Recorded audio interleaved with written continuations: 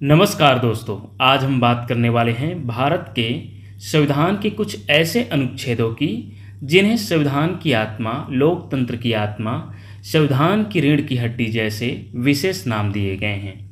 ये प्रश्न अक्सर परीक्षाओं में पूछे जाते रहे हैं। तो चलिए दोस्तों शुरू करते हैं।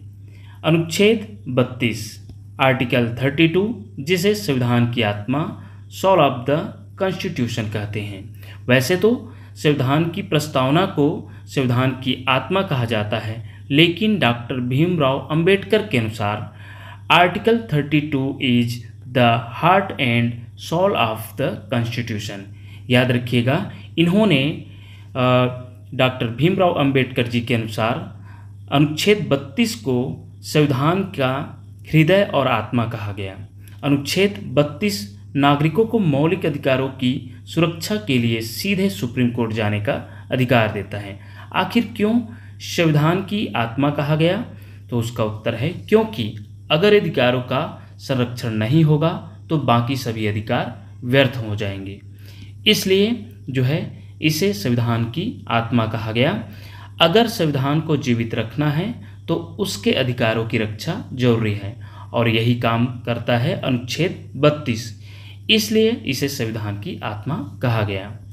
नेक्स्ट है अनुच्छेद 19 आर्टिकल 19 लोकतंत्र की आत्मा। इसे समझते हैं। यह नागरिकों को विचार, अभिव्यक्ति, संगठन, आंदोलन, निवास और व्यवसाय की स्वतंत्रता देता है। अर्थात अपने विचार प्रकट करने की स्वतंत्रता, अभिव्यक्ति प्रकट करने की, संगठन बनाने की, कोई ऑर्गेनाइजेशन बनाने की स्वतंत्रता प्रदान करती है, कोई संघ बनाने की, कहने का मतलब आंदोलन करने की, निवास कहीं भी रहने की, हमारे भारत देश के कोई भी कोने में निवास करने की स्वतंत्रता है, और व्यवसाय की स्वतंत्रता देता है। आखिर क्यों लोकतंत्र की आत्मा कहा गया इसे? क्योंकि लोकतंत्र तभी जीवित रह सकता है जब नागरिक स्वतंत्र हो, बोलने, सोचने और अपने विचार व्यक्त करने में।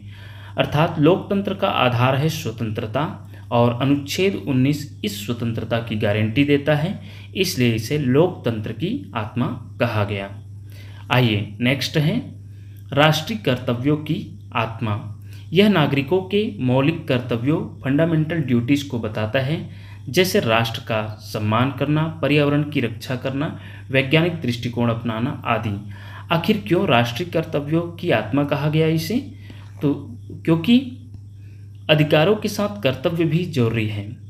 कर्तव्यों से ही राष्ट्र मजबूत बनता है। हम सिर्फ अधिकारों के मालिक नहीं हैं, बल्कि जिम्मेदार नागरिक भी हैं। यही सिखाता है अनुच्छेद 51A। इसलिए हमारे कुछ फंडामेंटल ड्यूटीज़ हैं जिसे आप निश्चित रूप से जानते होंगे। चलिए नेक्स्ट है अनुच्छेद 368 संविधान की रीढ़ की हड्डी कहा गया है। अब इसे समझते हैं। यह अनुच्छेद संविधान में संशोधन की प्रक्रिया बताता है। आखिर क्यों रीढ़ की हड्डी कहा गया इसे? क्योंकि बदलते समय के साथ संविधान को लचीला रखना जरूरी है, और यह काम करता है अनुच्छेद 368, जो संविधान को जड़ नहीं बनने देता। अर्थात देखा जाए, कोई अगर उस परिस्थिति के अनुसार संविधान को नहीं संशोधन किया गया, जैसे कि वर्तमान स्थिति के अनुसार, तो वो बिल्कुल लचीला नहीं रह जाता। इसलिए उसमें संशोधन किया जा सकता है, ये बताता है अनुच्छेद 368।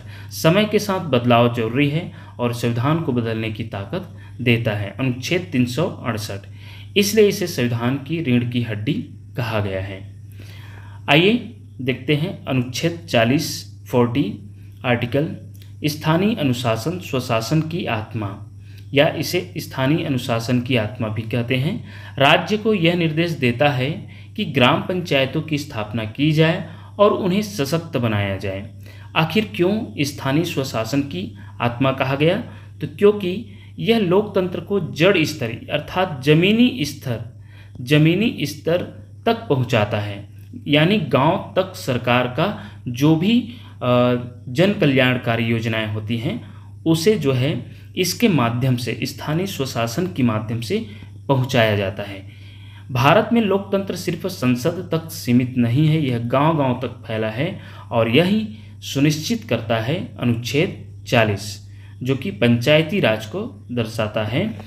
ये रही साथियों कुछ महत्वपूर्ण चुनिंदा जो है अनुच्छेद जिसको इन सभी उपनामों से भी जाना जाता है, जो अधिकतर परीक्षा की दृष्टि से उपयोगी रहता है और परीक्षाओं में इन्हीं नामों से पूछा जाता है कि डॉक्टर अंबेडकर जी के अनुसार किसे संविधान की आत्मा और हृदय कहा गया है। तो अनुच्छेद 32 इसी प्रकार इससे प्रश्न बनते रहता है। इसी प्रकार की जानकारी प्राप्त करने के लिए देखते रहिए आपका अपना चैनल टीचरशिप। धन्यवाद साथियों।